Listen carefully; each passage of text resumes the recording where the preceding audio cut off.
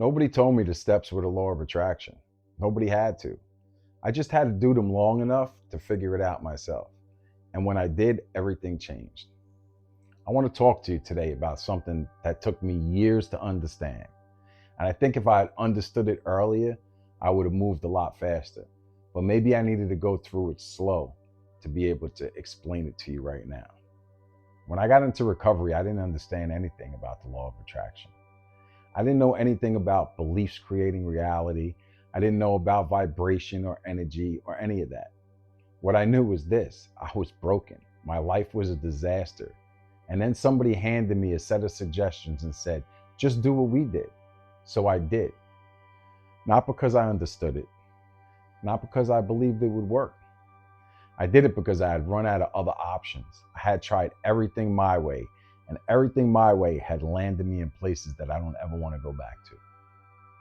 They told me in them early days, act as if, fake it till you make it, bring the mind and the body will follow, or bring the body and the mind will follow. All these really corny sayings that were kind of annoying at the time, but that I've come to find to be really true and helpful now. But here's what was actually happening.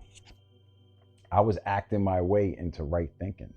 My beliefs were so distorted, so damaged, so built on years of self-destruction and shame that I couldn't think my way into right action. I had to act first. The thinking caught up later. I went through the steps. I admitted I was powerless. I started looking at my life honestly, probably for the first time ever.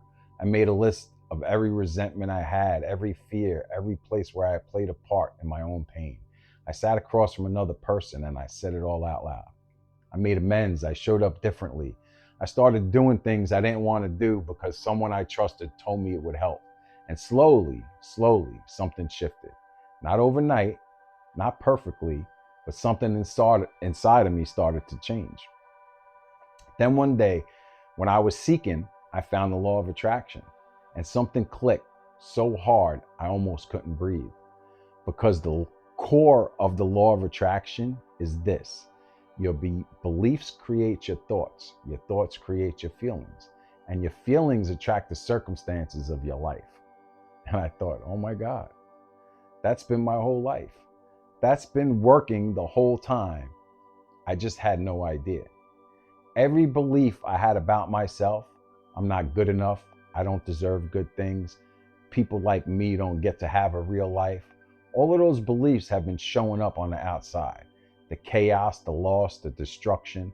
It wasn't happening to me. I was creating it, not on purpose, not consciously, but through a belief system that was completely broken. And I realized the steps hadn't just gotten me sober. The steps had been quietly, systematically dismantling the broken belief system from inside out. The inventory, the amends, the daily work, all of it was rewiring the way I saw myself in the world. I just didn't have the language for it at the time. The biggest one, the one I had to work the hardest on, was worthiness.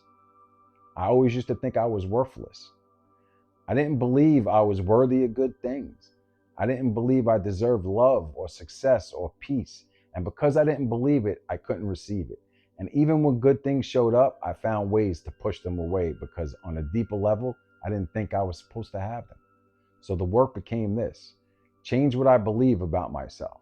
Not just what I say, not just the affirmations I repeat, but what I actually in my gut believe is true about who I am.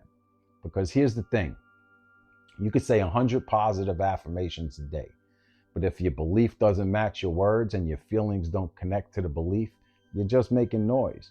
The law of attraction doesn't respond to what you say. It responds to what you feel. And what you feel flows from what you believe. So now I use both every day.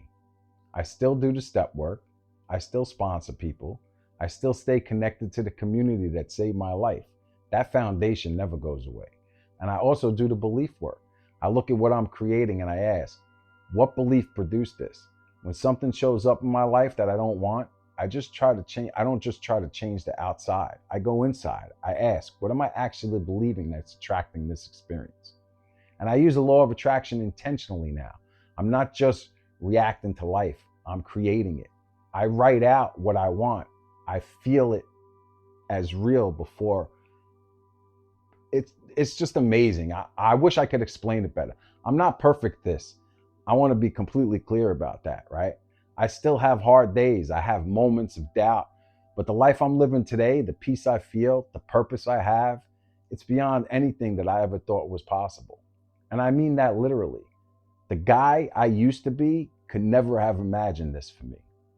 If you're in early recovery and you're just trying to stay sober today, that's enough.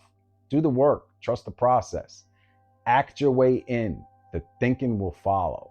And if you're further down the road and you're wondering why life still feels stuck, why things aren't changing the way you hope, I want to invite you to look at your beliefs, not just your actions, not just your habits, but what you actually believe about who you are and what you deserve. Because that belief is creating your world. It always has been. The question is whether you're doing it on purpose or not. I'm Alan. This is 5 Minutes of Recovery, and recovery is just the beginning. If this hits home for you, share it with somebody who needs it. Leave a comment below. I read every single one. And hopefully, I'll see you guys in the next one. Have a great day.